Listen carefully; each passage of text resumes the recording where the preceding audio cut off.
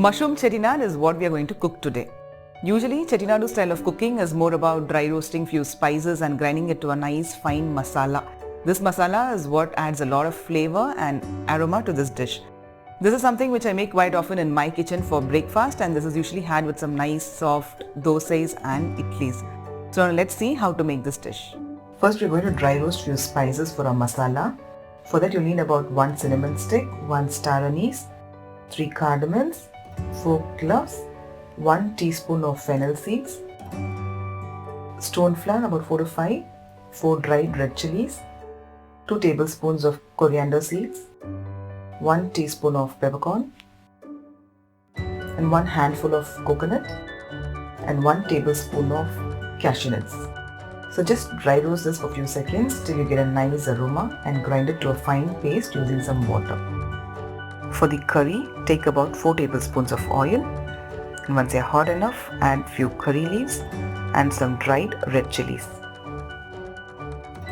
Just fry it for a few seconds, and then add about 1 finely chopped onion. So onions, you have to cook them till they are nice, soft and golden brown in color.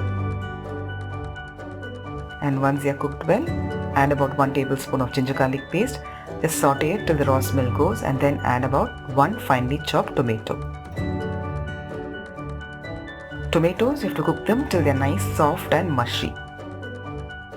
This usually takes about 4 to 5 minutes. So once it's done, I'm going to add a ground Chettinad masala.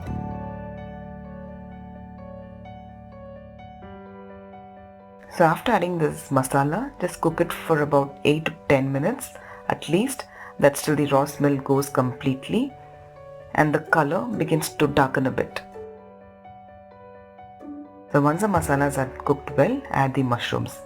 Here I'm using about 150 grams of oyster mushrooms.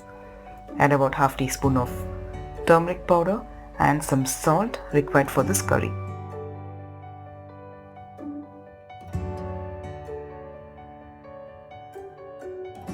Just mix it till all the mushroom pieces are coated well with the masalas.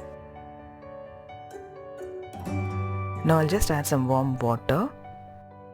And this curry, it shouldn't be too thick or too thin. And I'm going to serve this with dosai, so I'll just adjust the consistency accordingly.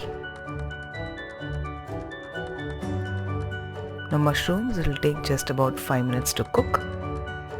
So now let this come to a boil.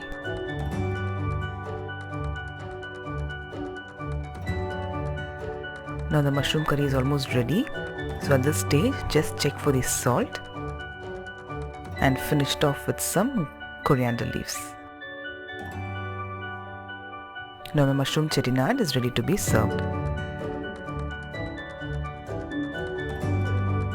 You can see how easy it is to prepare this mushroom chettinad gravy.